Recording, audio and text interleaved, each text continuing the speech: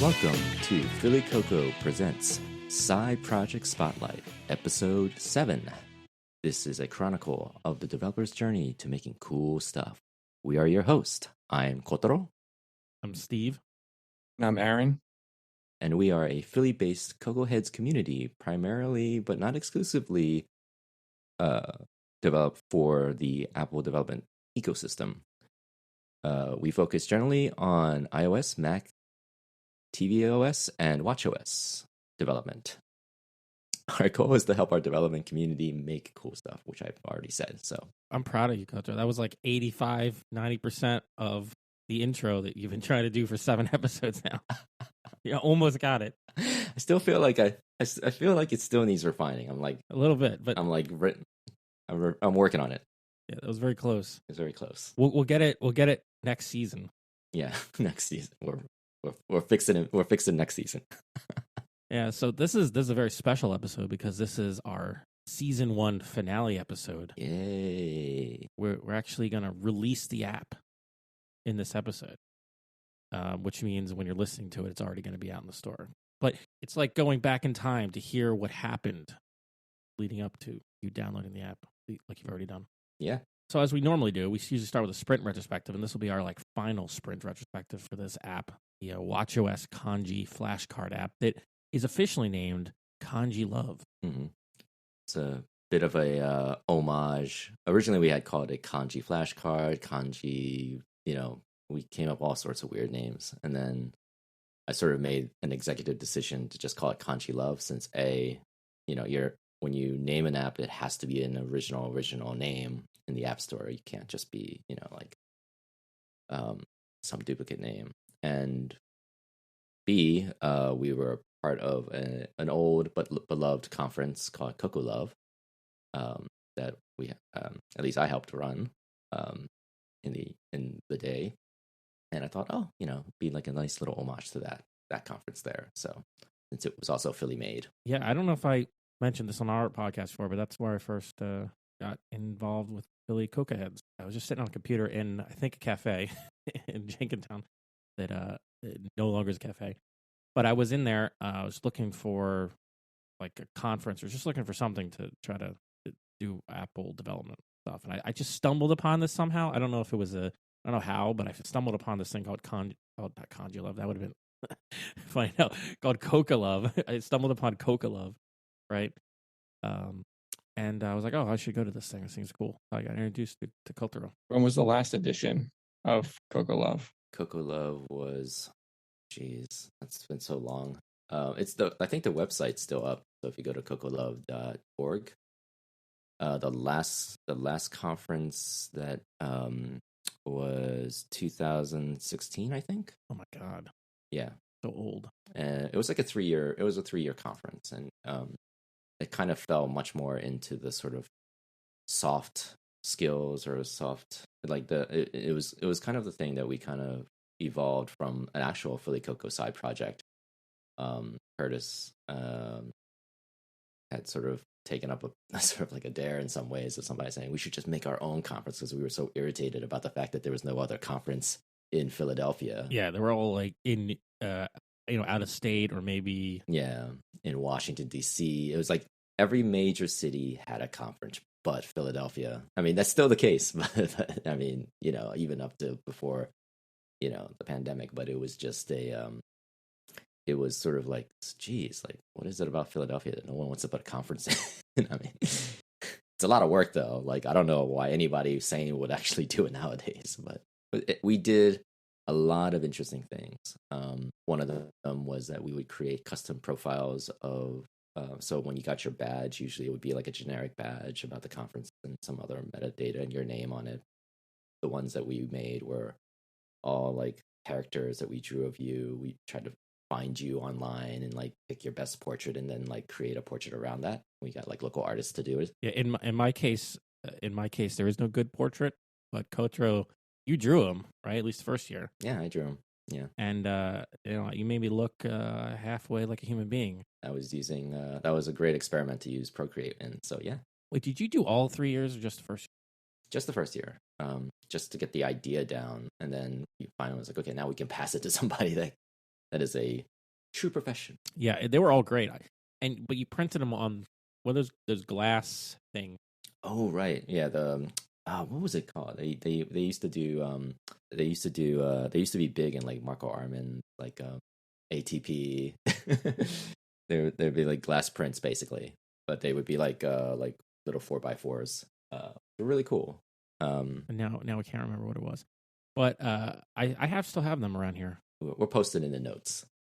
Yeah, what it was. But yeah. but yeah, that was cool. So Hookah Love. If you want to go back in time, you can go check out the website. Yeah. So that's why we came up with Kanji Love, or why Culture did Kanji Love. Mm-hmm. Needed a unique name. I like the name. I think it's good because if you really love kanji, you're trying to learn kanji, it's the perfect app for you. I would agree. Yeah. And in our last retrospective here, might as well. Who do we want to start with? Me, Aaron. Fracture, by the way. Yes, Fracture is the company. that's it. Okay, but anyway, yes, let's go through our retrospectives. I can start this time.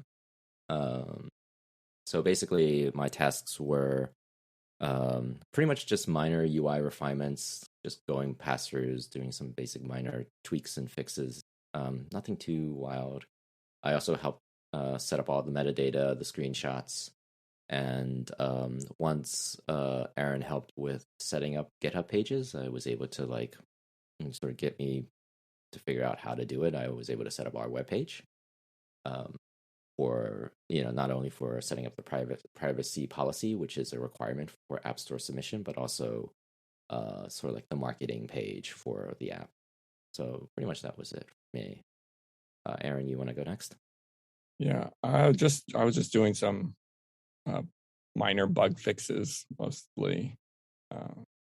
Nothing too fancy. It was just kind of going through all the different things that I noticed and trying to figure out what I'd have time for in this last sprint, since we were trying to release some stuff with complications, opening to the correct screen, and also some minor warnings on the built-in gauge thing that we're still using. I didn't actually get to make a new UI for the complication like I had wanted to. So it's been fixing up what we have.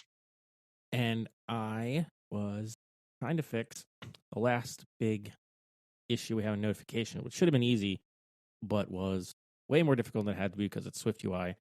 So we're going to go into this one a little bit for those listening, for your listening pleasure here. So we had a really simple request.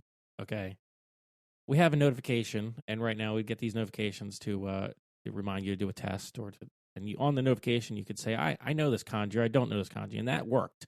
That worked great, as you know if you listen to our last episode.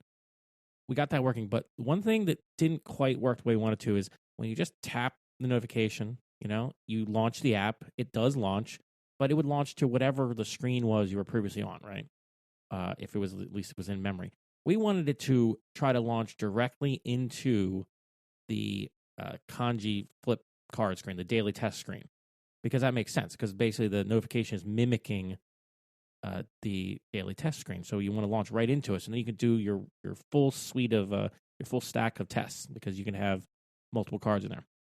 This should be simple, and in UI Kit, it is relatively simple. There's there's stuff in the app delegate. You manage the incoming tap, and you can just open up the view or whatever. It depends on how you have your whole hierarchy set up, but it's relatively straightforward where you do this.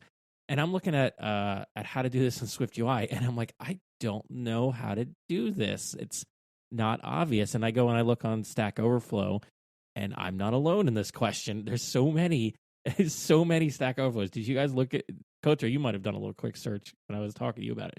But there's so many people with the same exact problem. Like, how do I open a screen from a notification with Swift UI? It's surprisingly hard. Well, this is what we talk about, that funny like 90%, and then there's that 10% in Swift UI that you just like, where there's nothing there. and so like there's always rough edges around Swift UI that there's not, like in UI Kit's been solved, but there's not a very comparable version of it. So you sort of have to hack your own version. I've had this recent example with scroll view offset. You would think there would be some modifier, some way to identify where the scroll view's offset is, and there's nothing. So you have to use a combination of either like a geometry reader to sort of identify, and then like hack like a color, put like a color space to identify the height and the offset. It's a really weird, like hacky way to resolve that kind of problem. So I can getting back to your point, your notification issue, I can kind of empathize with that struggle. Yeah, it's like the last 10% issue, and I think there's more than one way of dealing with this. I know that there were some methodologies that involved using the app delegate. It's not an extension, but they added like app delegate support when you're using the app struct. It's a little confusing to even talk about this because of the way they name things. But we weren't doing that. So I was looking at what the most straightforward way of doing it was based on our code base, and Aaron here had already had to solve a similar problem related to complication. And in his solution here, he was going to the SwiftUI view that we wanted to. Well, actually, it's not even as simple. It's not even as simple as that. So the view we want to actually load is not the view where we do this on. We have a view that has your main menu of options in the app, and one of the items is the daily test option, which is a navigation link. So what Aaron set up was he wanted to trigger that navigation link when you tap the complication. And you can trigger navigation links programmatically by using a Boolean. So he was using this. Why am I always forgetting these things called? What's this? What is the? He's using an on continue user activity. What's the word I'm looking for, Kotaro? Modifier. Modifier, yes. So he used the on continue user activity modifier, and he was looking for it looks like a specific user activity. So this is specific to complications and some other stuff, but complications specifically like involves user activity, right? So once he gets that, he can perform anything. So he performs he looks in the data, and he figures out whether he tapped you tap the complication, and then he sets the Boolean to true, which triggers a navigation link. And that is how you do it. So I thought, okay, we can probably do that with notifications, but there's no user activity thing to monitor, for notification. The way the notification works is we have our local notification manager we talked about before, and in there, it's acting as a delegate for protocol that includes the user notification center did receive with completion handler, blah blah blah. And so that's where we're handling when you tap the buttons. So this is just another. This is just a way of it's just another button tap according to this protocol. In our case, it's like the default action is what it's called. So I just need to do something when I get to the default action, but I'm inside a non-SwiftUI view. So what do? With SwiftUI, you have to modify the state, and then the state triggers things like this, right? So I thought, okay, then maybe if I have some kind of state that's somewhere. So I said, okay, well, I'll set a Boolean on this class called launched from notification. The class was already set up as an observable object. I put the published modifier, or I don't know. No, it's not modifier in this. It's called a property wrapper, right? Called at published, the property wrapper. So around that Boolean, so that means it'll you can monitor it. Then I had to make a few other changes for everything to work. I had to inject the local notification manager into the environment, which you do over in the scene builder area of the app struct. Just add it into the environment because I previously wasn't doing it. I was newing it up in different places. So I did that. So now it's available. Then you go into the main menu view, and then I am using .on receive instead of on continue user activity. And then I am looking for the binding to that Boolean launched from notification. So I bring in from the environment the manager, and then I look at that Boolean. Then when I get it, I will set the existing state variable on this view that we're using to trigger the navigation link. I'll set that to true, and then it'll work the same way that Aaron's solution did. At first, though, I wasn't checking, I wasn't At first we were doing this. What would happen would be you try to go back to you'd go back up the stack and then it would immediately trigger again. And it turns out that the Boolean that was triggering the navigation link was not being reset to false. It was like staying true, which kind of makes sense. And so what I had to do was I added an on appear where I set it to false. So so when the view first shows up, it sets it to false, and that seemed to help mitigate that problem. I don't know if that counts as a bug or SwiftUI. We just don't understand what we're doing, or like it seems weird that I would expect that once you do a navigation link, that Boolean would get changed to false when you went back up the stack. But it seems like it only it stays true and then it triggers again and then it's okay.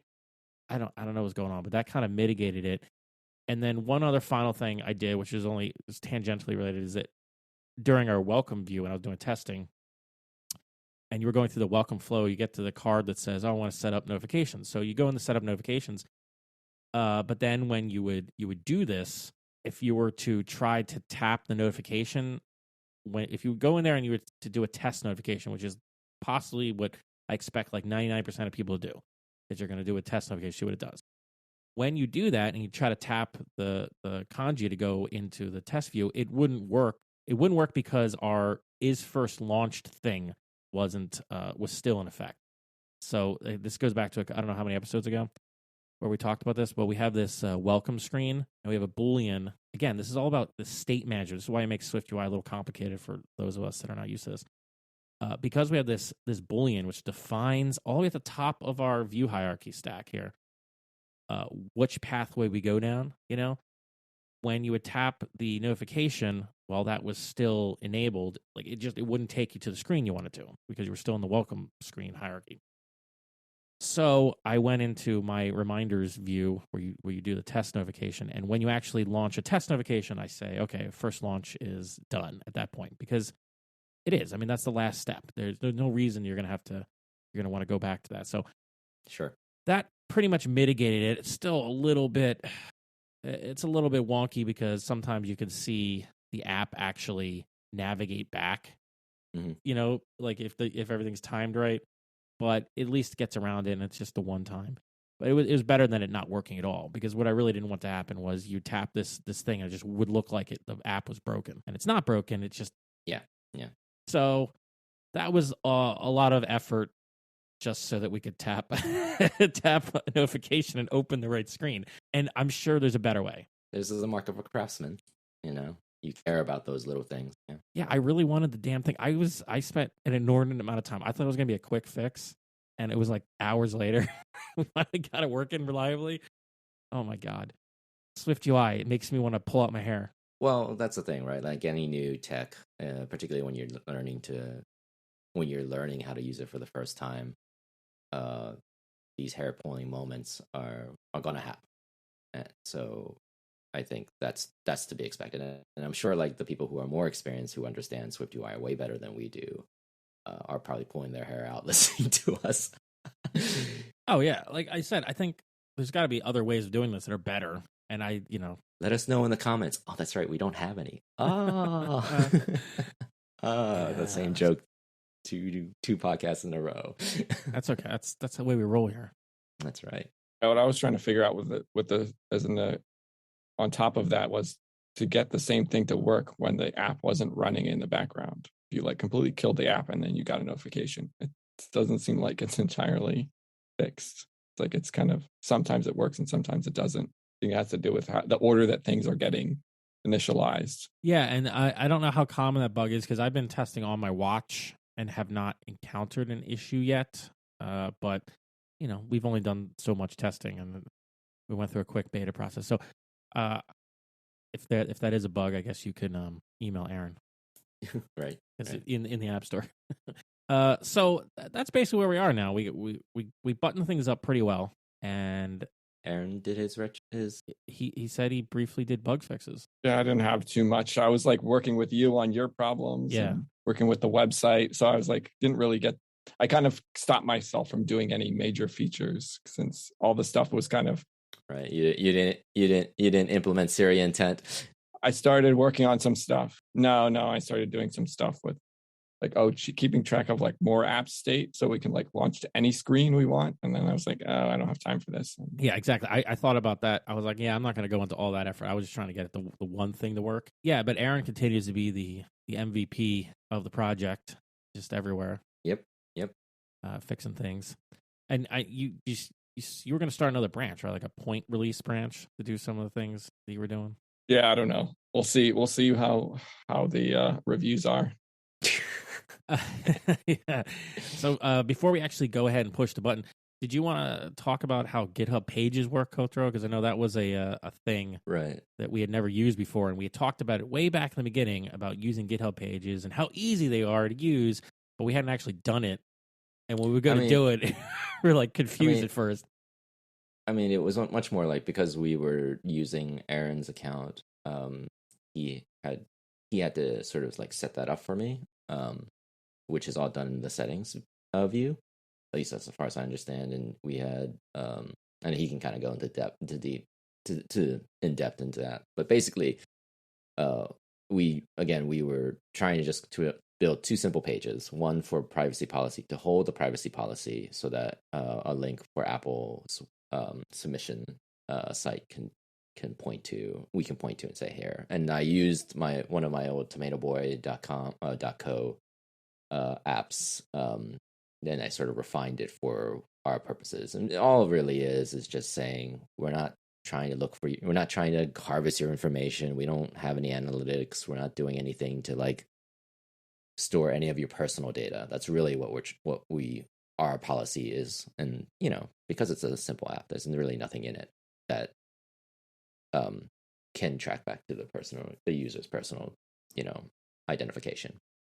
The other thing that we did as sort of like an extra thing was just to add a very simple promo page. So it had the app icon and some screenshots and basically the descriptor that we already put in the App Store. So that was basically it. So I just that was my base requirement. So I figured, okay, well, everybody talks how easy it is to set up GitHub Pages. And so I asked Aaron to sort of at least set that up for me so that I can do that. So I guess Aaron can go into that description of what he did and what he used.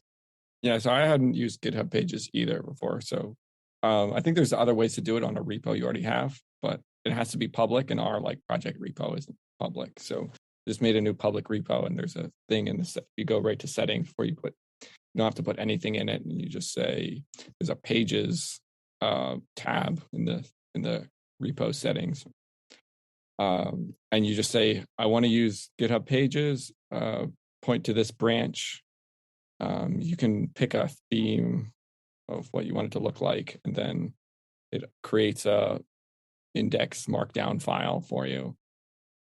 And then, you can add anything you want as a markdown file, and then GitHub Pages renders it using Jekyll, the Jekyll static site generator backend, all kind of behind the scenes for you.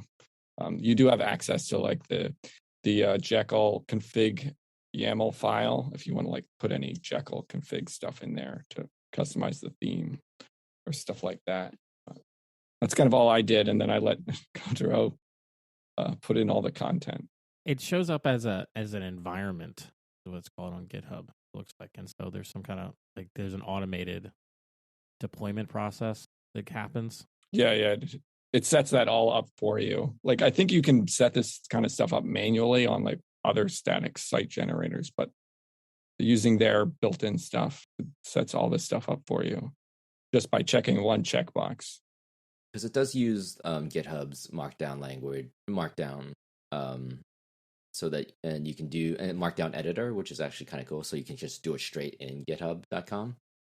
You can even do this. Also, like if you want to drag and drop images, you don't have to do anything complicated. You just drag and drop into the editor itself, and it will do the same thing you does in like GitHub issues. And you kind of like just make sure that you have. The problem with it is like the formatting is a little weird, and that's just due to my inexperience. So I couldn't do the things that like a generic GitHub Markdown. There's some generic GitHub Markdown stuff that just didn't work when I was making the tweaks. And the configure YAML was actually kind of great because it has like maybe like approximately 6 to 8ish themes by default that you can like you can like pick from, and I just chose the minimal since it seemed like pretty like the closest Apple-y thing we had. Or Minima. Minima, yes, thank you. And then after that, I didn't go too deep into it because like I didn't want to spend too much time. That wasn't the point of this project. Yeah. The one thing that I was confused about, and you just mentioned it, was how you got images in there, because I was looking at the repo and the images are not anywhere in the repo. Right. Like, and you told me you just dragged and dropped them in the editor, and what it does when you look at the source code is it creates links to user-images.github usercontent.com. Yeah. But I still have a question. Like, if we like say deleted that link or something, like how would you find it? Like, where do they store? Like, can you delete them? Like, I mean, you could delete them by just deleting them off the editor, like the link itself. Yeah, so I guess it's like going through their own whatever version of S3 or whatever they're using, but it gives you like this really bizarre link in place of that. I'm sure it's still out there even if you do delete it. But I did it. It's very similar again to like how you might put like if you're doing a GitHub issue and you want to comment on somebody else's PR, you want to show them a screenshot of like what you see is wrong. You can kind of like drag and drop your screenshot into the editor, and it will auto upload and auto generate a URL for you. It'll handle that in the background. And it's the same thing here. So it still freaks me out that the images are not like anywhere that we can find. Well, the other thing that's annoying is like it doesn't really refine, like your images have to be precise in terms of like how large it is. There's really very little customization you can do. So like the multiple screenshots we have are all just really one image that I sort of like made a grid and like created the screenshots in one image and then output them out from Sketch and then like dumped it into there because it couldn't like align them side by side or in a grid format. That might be because of the theme and our lack of experience with doing all this stuff, but 100% this is lack of experience. We didn't want to spend a lot of time on it, so this is what we did. You just bring up Photoshop or Sketch or something, just make an image.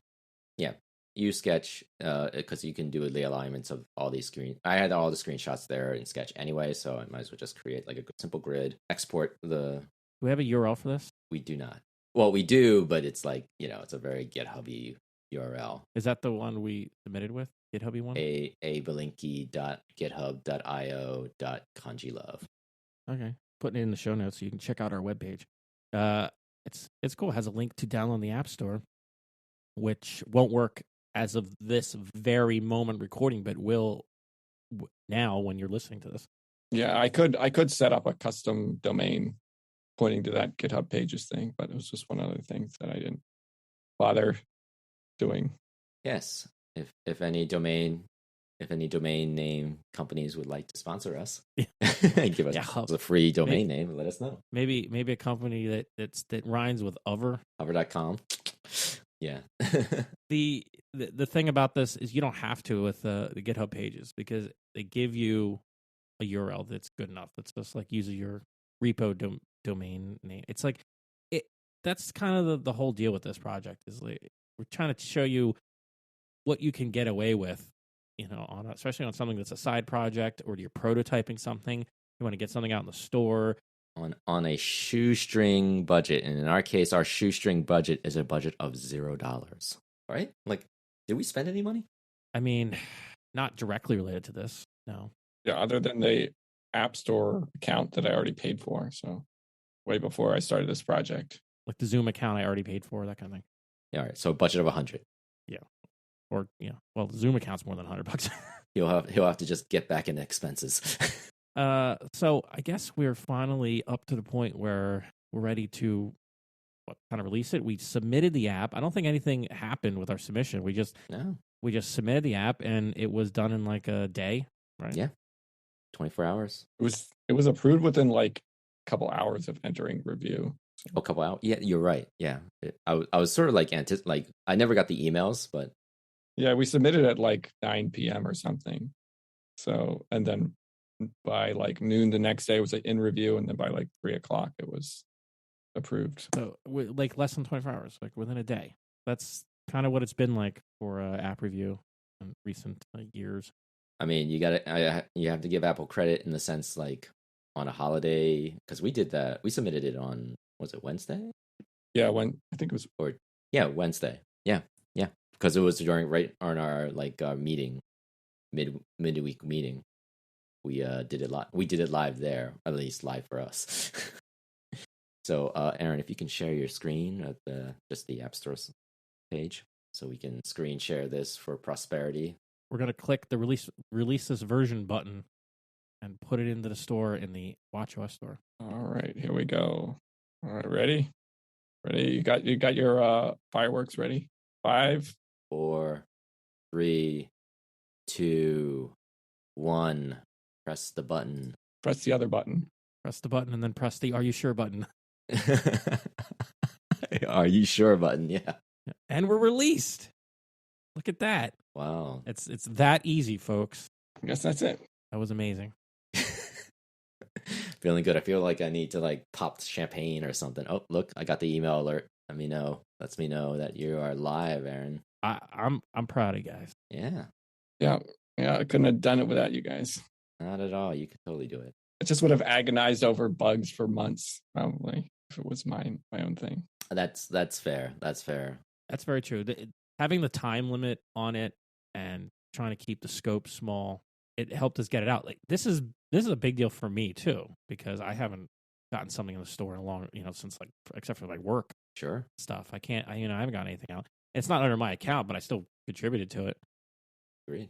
You got credit. You're in the credits. I'm in the credits. You can look on your watch if you download this app and find us in the credits. Yeah. It's a big deal. I think all the constraints we put on this really helped. I mean, constraints can breed creativity. Constraints can keep you motivated. Constraints can get you out the door, and especially for something like this, it worked out perfectly, I think. Yeah, I mean, in the end, for me at least, it was an app that I had in the back of my mind in that sense of oh, I wish I had it. And so I think for us to get to implement it, and it was a simple enough app. A lot of times when you come up with these bad ideas, a lot of times they're really ideas that you want, not so much you care if other people want it. I mean, this app, I could even see it becoming way more advanced. If you wanted to commercialize this kind of thing, and you could totally take this in other directions. You could have an iOS app, companion app. You could have a Mac app. You could integrate it with some other larger learning system. There's all kinds of ways you could go if you wanted to make this into a commercial product. But it all has to start somewhere.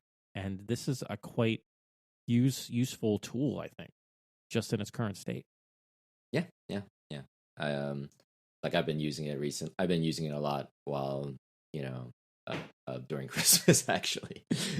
Just it's it's okay, in between cooking something, do a few of the kanjis and I go. Yeah, it's pretty cool. Great job, guys. There you go. So what's going to be next? Oh, what's next? What's next for us? Are we going to continue on this app? I mean, we're not going to do another season about this app, but we may do some bug fix or something. That's kind of more up to Aaron, I think, right? Because this is actually, I might submit a few PRs because I did notice there were a few bugs that I wanted to refine. So in the sense of if I can want to keep using it, I need to fix the things that are problematic. I unfortunately don't know enough kanji to notice the bugs. What bugs are you noticing? Yeah, I mean it's complications is one. For some reason the stats doesn't show up exactly correctly, so I need to figure out why. And complications was one of those things was a last minute addition, and not last minute, but last minute enough, and we weren't very experienced enough to figure out why these issues were happening. So that's one thing that I want to get better at anyway. So Aaron, I might put up a PR eventually, to sort of address those issues. And then Aaron can do whatever he wants if he feels compelled to push it any further. Well, we don't have a current plan to do a full on version 2 of this right now. No.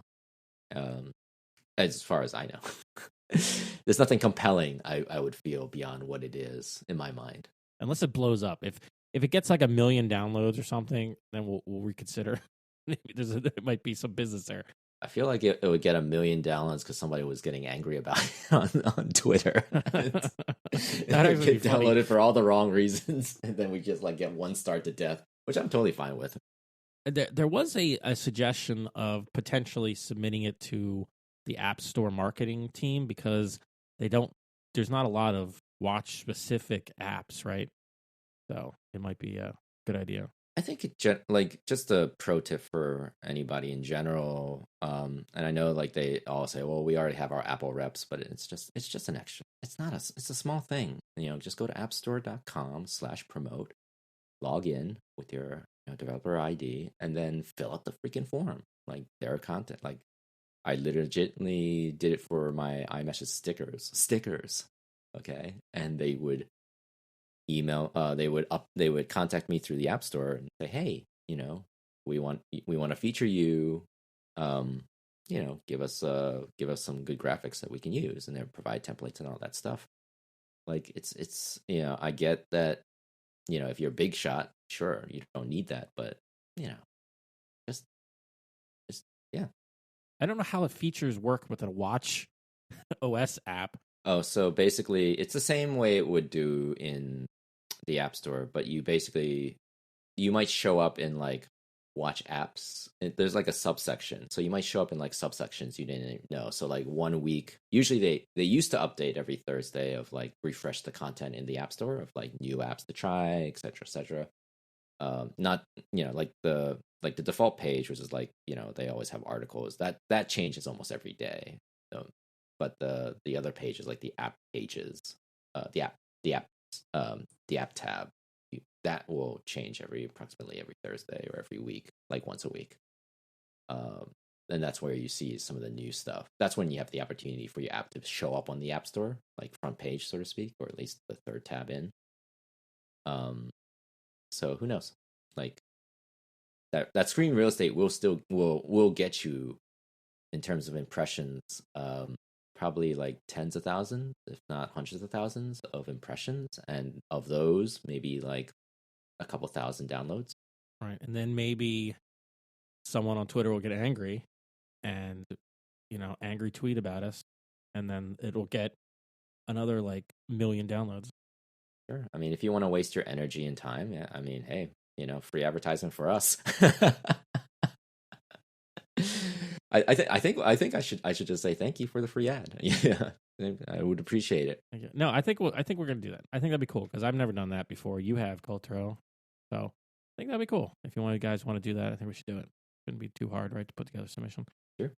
So other than that, that'll be basically a wrap though for this app, and that means. So in terms of like future stuff for us, we have talked about this, right? In terms of like what are potential projects we can work on next, or for example, for a season 2.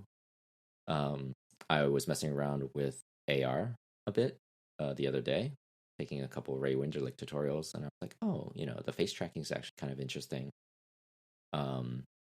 We've talked about this idea of an AR or VAR, whatever the AR VR glasses concept, and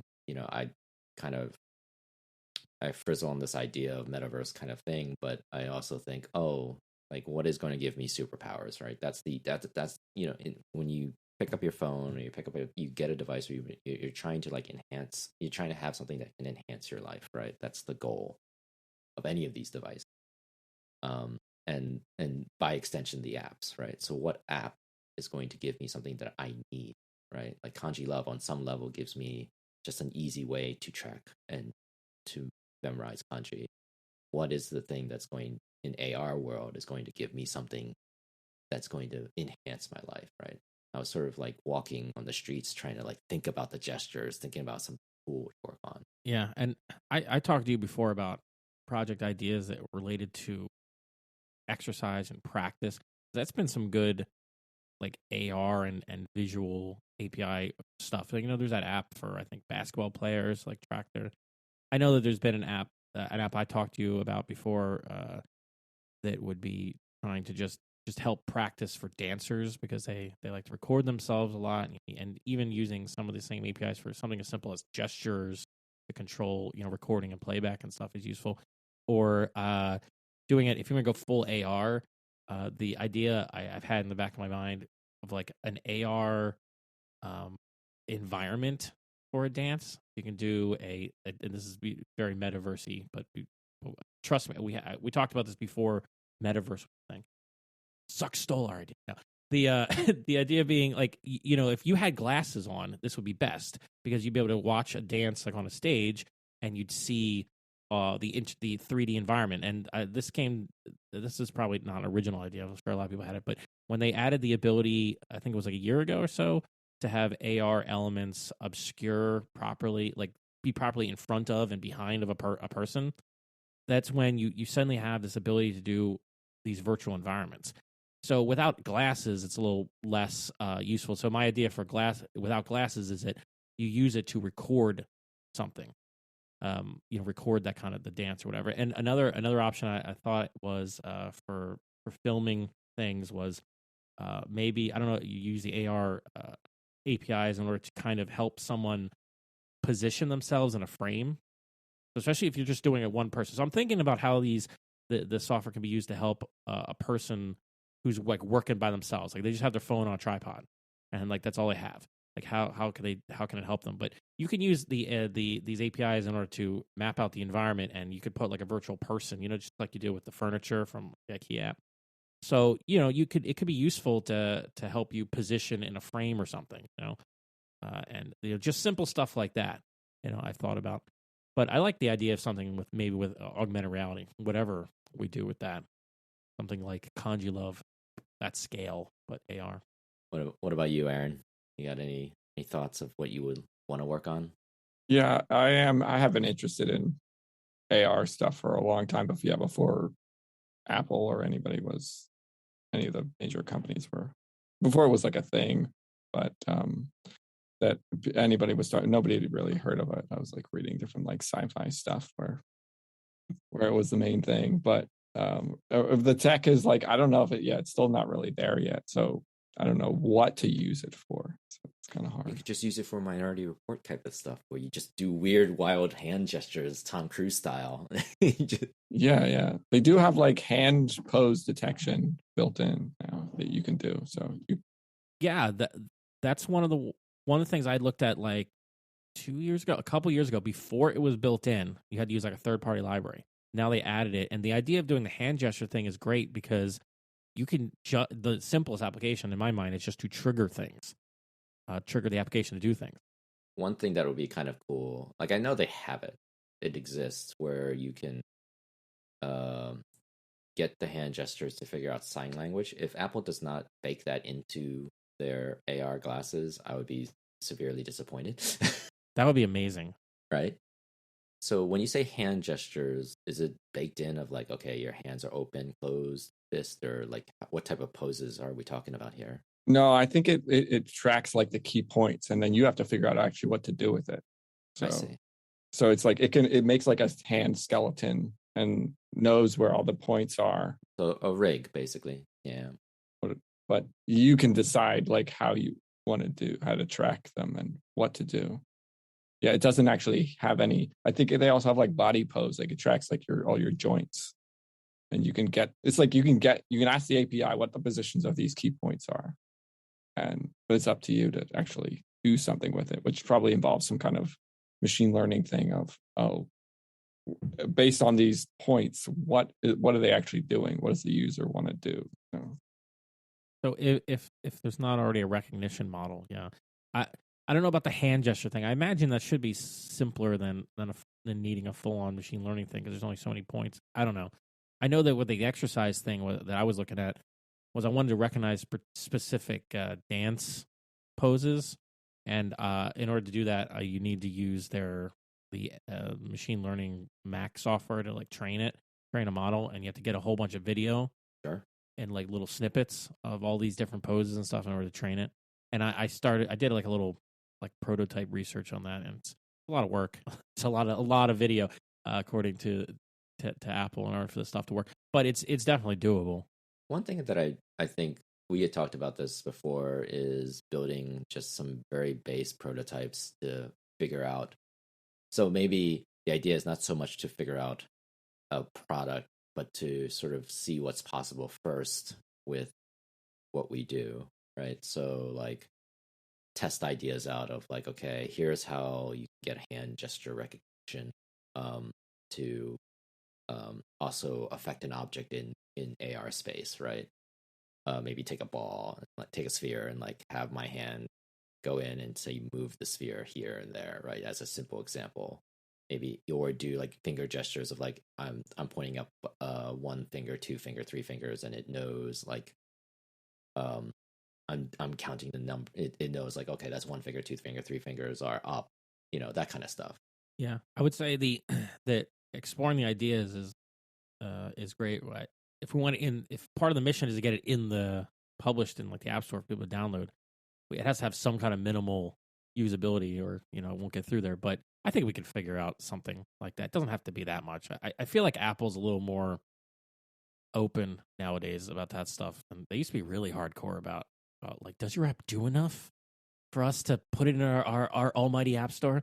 Well, I mean, if we're like doing like a fart app, like a good example is like if I do like an app that does like a finger gesture, right? Like a gun finger gesture, and like I'm shooting lasers out of my fingers in AR space, and that's it. Then yeah, that's like a party trick. That's not a they probably won't accept that. But if I create like a whole like library of different things that can shoot out my hand, like farts or whatever, and then record it, and then maybe you can even edit it in your app, and then share it on all your favorite social medias, then maybe they'll be okay with that. Yeah, I have a question about the new the new Playgrounds app, because I don't have an iPad right now. Can you share code anyway through that?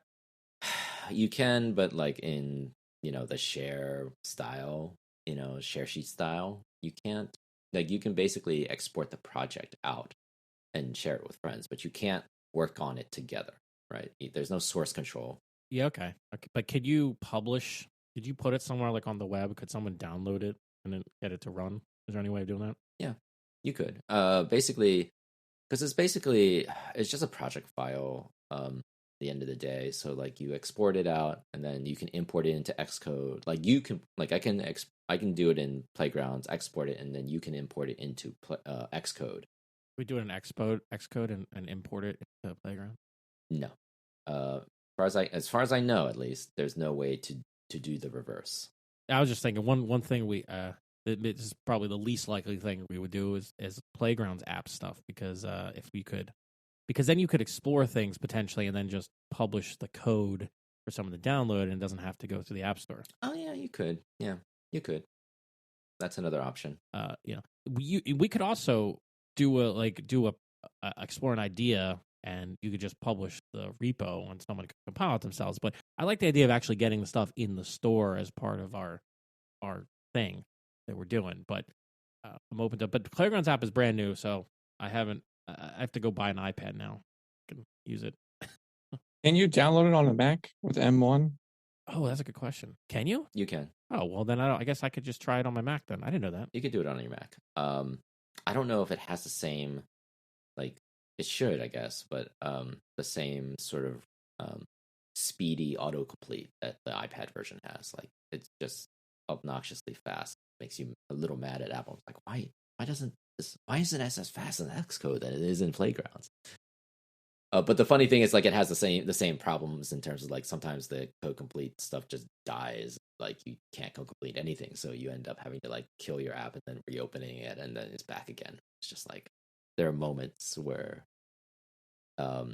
it has Apple magic, and then there are moments where there's it's not working again. So, but I haven't used it long enough to really make a judgment call on that. But it's great. Playgrounds is awesome.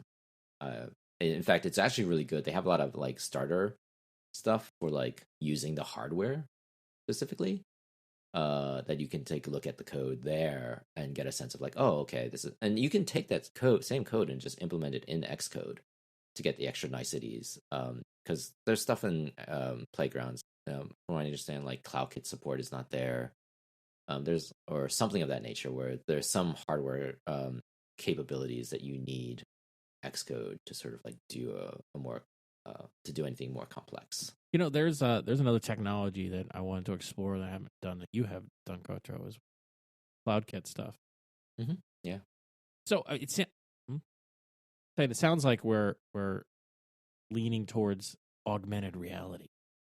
I mean, you can play with both.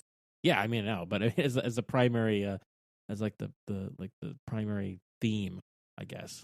Yeah, I think the next project, if I had to guess, involves a little mix of AR plus CoreML.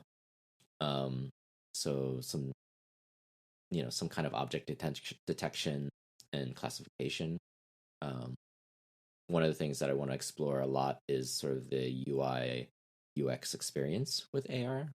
Get a real good sense of like how we can interact using our finger gestures with the objects in our space.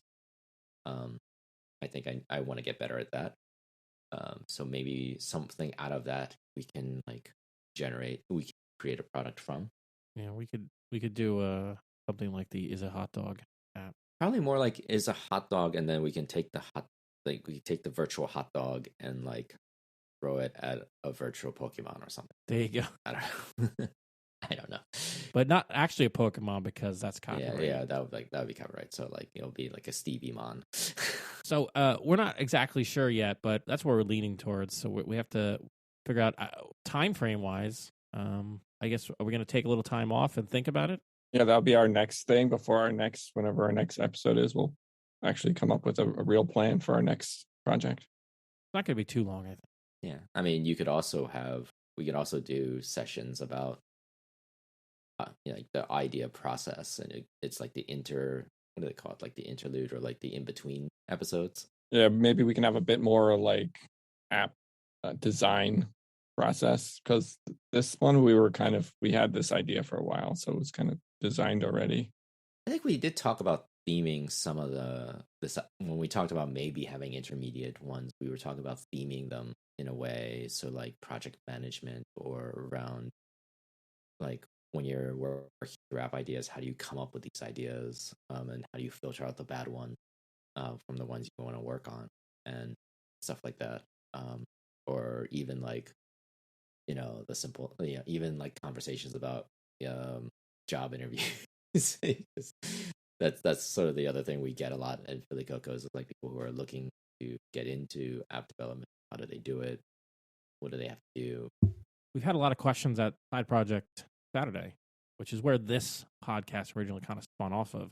This is like iteration 15,000 of this idea or something we actually published.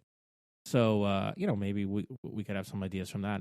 I wouldn't mind talking to some people about their projects too, like we have in the past. Yeah, we should get some guests once we have more of a theme. If we're not just working on our own project, it would be fun. I still think the core of this podcast project is going to be us building stuff, because that's really what we want to demonstrate, that community builders. And sure, but we can't. But we're not necessarily going to be building something every single week. Like we could have other topics. Right. So I think we could figure out that out at a later date. But we're kind of running close to time. So yeah, so we're gonna wrap up. So don't worry, everybody. The podcast will continue, probably the same schedule. Every couple weeks, every 2 weeks. And we're not sure what our next idea will be, but it'll probably be about the metaverse.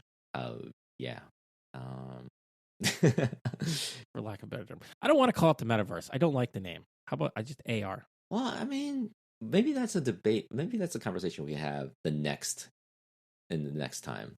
Because when we're talking about this, we have to sort of be clear about what it is, because I don't even know if Facebook has an idea what it is. No, I'm pretty sure they don't. I'm pretty sure nobody does. It's just a nice marketing term right now. So I think maybe that's a conversation piece, right? Like we can just like, okay, what are we agreeing this versus, or like what are we agreeing to be building around it, right? Cool. But until next time, then I guess we need like a catchphrase, like "get building" or something lame like that. Well, first of all, congratulations again on releasing the app today.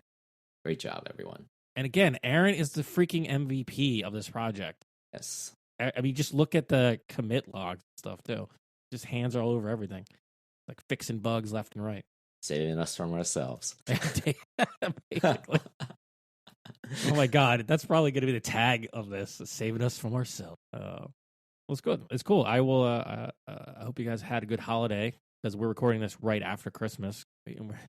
And like, I'm so tired. I don't know about you. It was a long day yesterday. Probably going to rest up today afterward, aside from pushing the app. Yeah, I got to rest up. And if you're listening to this, it's probably because it's the new year when this came out. Yep. So happy New Year.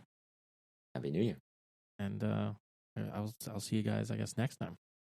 Cool. Talk to you soon. Yep. See ya. And again, Aaron is the freaking MVP of this project. Saving us from ourselves.